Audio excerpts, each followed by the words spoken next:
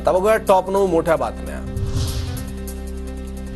पंतप्रधान नरेंद्र मोदी आज महाराष्ट्र दौऱ्यावर। मुंबई आणि पालघरमध्ये मोदींचे 2 कार्यक्रम। मोदींच्या हस्ते आज पालघरमधील वाढवण बंदराचंही भूमिपूजन। नरेंद्र मोदींच्या उपस्थितीत आज वाढवण बंदराचं भूमिपूजन होणार। भूमिपूजनाला वाढवण बंदर विरोधी संघर्ष समितीचा विरोध।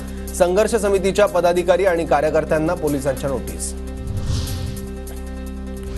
पंतप्रधान मोदी बंगालवर बोलतील की बदलापूरवर? बघू मोदींच्या दौऱ्यावरून ठाकरेंचा निशाणा।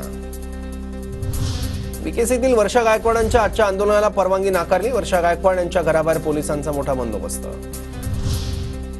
भाजप कोर कमिटीची आज सागर बंगल्यावर महत्त्वाची बैठक। मालवणमधील घटनेनंतर पक्षातील महत्त्वाच्या नेत्यांची बैठकीत महत्त्वाचा निर्णय होण्याची शक्यता। महाराष्ट्रासह सर्व राज्यातील विधानसभा निवडणुकीसाठी संघ भाजपसोबत मैदानात। मोहन भागवतांच्या उपस्थितीत आजपासून केरळमध्ये संघाची बैठक।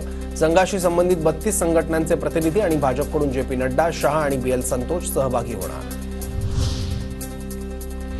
1 सप्टेंबरच्या मवियाच्या मोर्चाला अद्यापही परवानगी नाही। मुंबई पोलिसांसोबत मवियाच्या शिष्टमंडळाची चर्चा होणार। शिवरायांचा पुतळा कोसळल्याप्रकरणी मोर्चाचं आयोजन।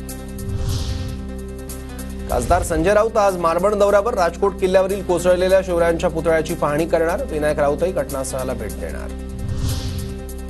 शिवरायांचा पुतळा कोसळला तेव्हा वैभव नाईक 15व्या मिनिटात घटनास्थळी। घर 50 किलोमीटरवर असताना नाईक 15 मिनिटात घटनास्थळी कसे? यामध्ये नाईकांनी घडवलं असेल तर बोटीमध्ये बसून दुबई पाकिस्तानला जाण्याची तयारी ठेवावी। निलेश राणेंचं ट्विट।